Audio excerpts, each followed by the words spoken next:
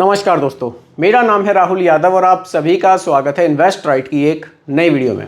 दोस्तों, अगर आप लोग ये वीडियो देख रहे हैं, थंबनेल देखकर आप इस वीडियो पर आए हैं या आप मेरे रेगुलर व्यूअर हैं, तो या तो आप म्यूचुअल फंड में निवेश करते हैं या तो आप म्यूचुअल फंड में निवेश करना चाहते हैं। देखिए, अगर आप निवेश कर रहे हैं या फिर आप निवेश करना चाहते हैं, दोनों के लिए ही ये वीडियो बहुत ज़्यादा इंपॉर्टेंट हो जाती है। कारण है क्योंकि आज की वीडियो में कुछ ऐसी गलतियों के बारे में मैं डिस्कस करूंगा आप लोगों के साथ, कुछ ऐसे पॉइंट्स आप लोगों को बताऊंगा जो एक सामान्य निवेशक इन्वेस्टमेंट करते समय कर देता है। अब हम कैसे उन गलतियों से बच सकते हैं और कैसे हम ज़्यादा रिटर्न्स बना सकते हैं, वो हम आज की वीडियो में सीखेंगे। तो वीडियो हो जाती है आपके लिए बहुत ही ज़्यादा इन्फॉर्मेटिव, इसलिए वीडियो को पूरा ज़रूर देखिएगा और जो लास्ट वाला पॉइंट है उसको आप ज़रूर देख कर जाइएगा, क्योंकि वो आपके लिए बहुत ही ज़्यादा इंपॉर्टेंट है। चलिए स्टार्ट करते हैं। देखिए, टॉपिक आपके सामने है, म्यूचुअल फंड में निवेश करना है तो इन गलतियों से हमें बचना है। अब कौन कौन सी वो गलतियां हैं, स्टार्ट करते हैं। देखिए, पहला पॉइंट है हमारा investing without knowing your financial goal.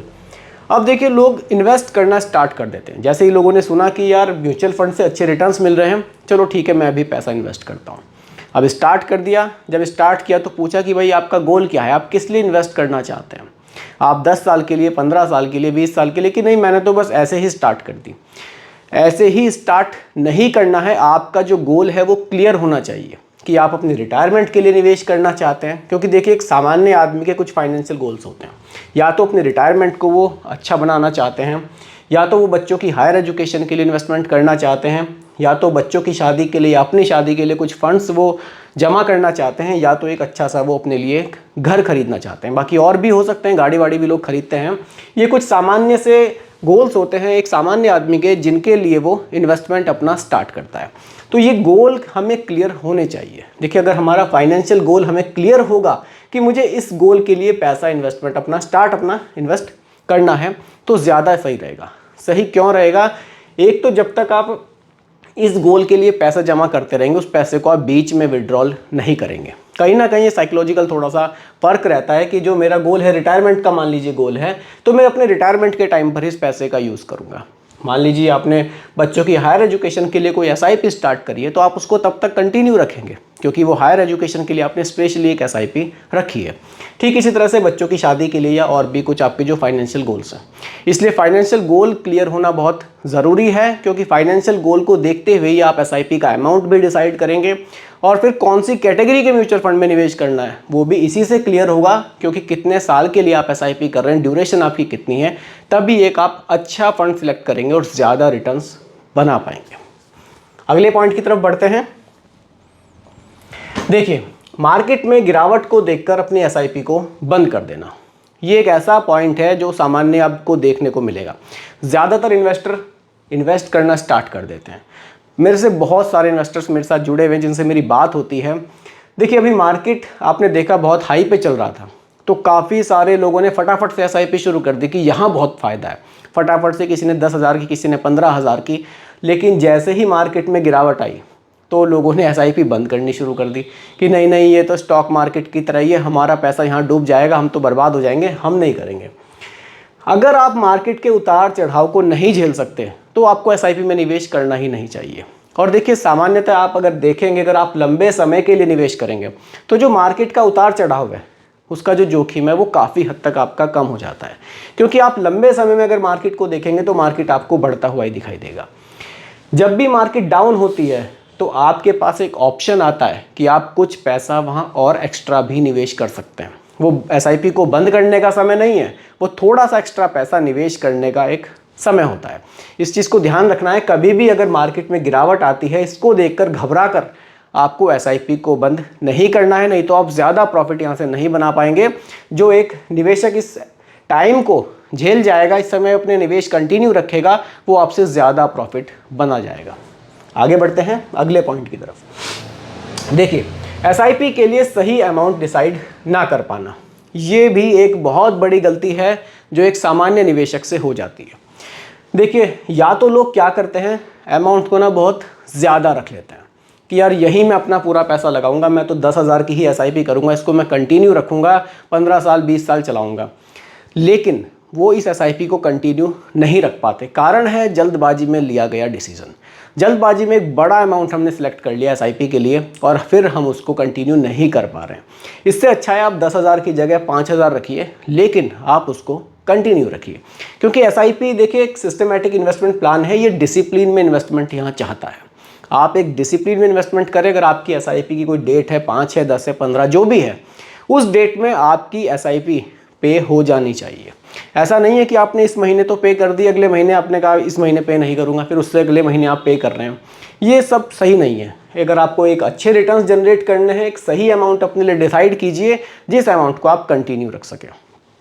इसी टॉपिक पर दूसरी बात ये आ जाती है कि कई बार लोग बहुत कम अमाउंट डिसाइड करते हैं। मान लीजिए क्षमता तो है 7-8 हज़ार रुपये तक की एसआईपी की, लेकिन करेंगे 1 या 2 हज़ार की। उसमें भी आपको देखिए थोड़ा सा लॉस हो सकता है, क्योंकि आप थोड़ा टाइम लगाते हैं कि नहीं पहले मैं देख लूँ कि रिटर्न्स कैसे हैं तब अमाउंट को बढ़ाऊँगा, लेकिन तब तक बहुत देर हो जाती है। इसलिए एक आप सामान्य सा एक अमाउंट डिसाइड कीजिए जो बहुत ज़्यादा भी ना हो बहुत कम भी ना हो। उस अमाउंट पर आप एसआईपी स्टार्ट कीजिए और उसको लंबे समय तक चलाइए, तो आप बेहतर रिटर्न्स यहाँ से जनरेट कर पाएंगे। आगे बढ़ते हैं अगले पॉइंट की तरफ, choosing the right mutual fund. ये भी एक बहुत बढ़िया पॉइंट है। अब देखिए लोग क्या करते हैं, जल्दबाजी में पिछले 1 साल या 2 साल या 3 साल के रिटर्न्स देखते हैं कि यार ये म्यूचुअल फंड तो बहुत बढ़िया रिटर्न्स दे रहा है, तो मैं भी अपनी एसआईपी इसी म्यूचुअल फंड में करूंगा। लेकिन ज़रूरी नहीं है कि जिस म्यूचुअल फंड ने आपको लास्ट 1 ईयर में अच्छे रिटर्न्स दिए हैं वो अगले साल भी अच्छे रिटर्न्स ही देगा। ये कोई ज़रूरी नहीं है। इसलिए जब भी आप इन्वेस्टमेंट करें, जब भी आप अपने लिए कोई म्यूचुअल फंड चूज़ करें, थोड़ा सा उसके बेसिक्स को ज़रूर समझें। अब बेसिक्स क्या होते हैं, आप उसका फंड साइज़ भी देखें कि कितना पैसा लोग उस फंड में लगा रहे हैं। आप उसका एक्सपेंस रेशियो भी देखें, कितना चार्ज आपसे लिया जा रहा है। आप उसकी होल्डिंग्स को भी देखें कि वो हमारे पैसे को किन स्टॉक्स में इन्वेस्ट कर रहा है। आप सेक्टर्स को भी देख सकते हैं कि किन सेक्टर्स पर वो फोकस कर रहा है। अगर आपको लगता है कि ये सेक्टर्स आने वाले समय में ग्रोइंग हैं तो ठीक है, आप कंटिन्यू कीजिए। लेकिन अगर आपको लगता है कि ये सेक्टर्स यार ये अच्छा नहीं है, तो आप किसी और म्यूचुअल फंड को चूज़ कर सकते हैं। ऐसे में आप अपने एक फाइनेंशियल एडवाइज़र की सलाह भी ज़रूर ले सकते हैं कि मुझे कौन सी एसआईपी में निवेश करना चाहिए, कौन से म्यूचुअल फंड में एसआईपी अपनी स्टार्ट करनी चाहिए। जल्दबाजी में कभी भी आप कोई भी प्लान चूज़ करेंगे तो शायद आप अच्छे रिटर्न्स जनरेट ना कर पाएँ। आगे बढ़ते हैं।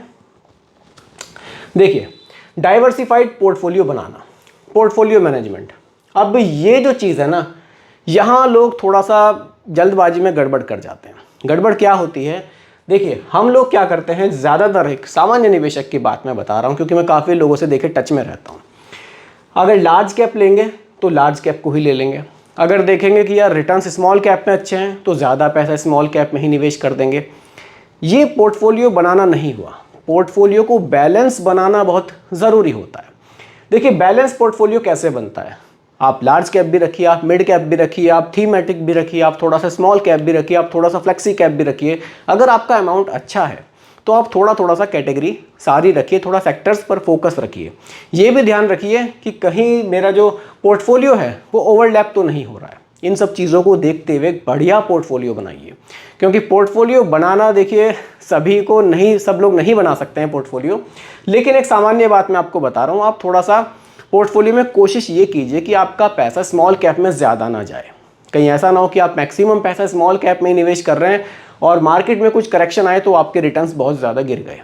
पोर्टफोलियो ऐसा होना चाहिए कि मार्केट में करेक्शन भले ही आ रहे हैं लेकिन आपको एक सही रिटर्न्स मिलते रहें। क्योंकि मैं हमेशा अपनी वीडियो में अच्छे रिटर्न्स पर ही फोकस करता हूँ, ज़्यादा रिटर्न्स पर फोकस मैं नहीं करता हूँ, क्योंकि ज़्यादा रिटर्न्स का मतलब है ज़्यादा रिस्क लेना। ज़्यादा रिस्क लेना सही नहीं है। आप अच्छे रिटर्न्स बनाइए। अगर आपको लंबे समय में 16-17%, 18% के रिटर्न्स मिल रहे हैं तो बहुत बढ़िया रिटर्न्स है।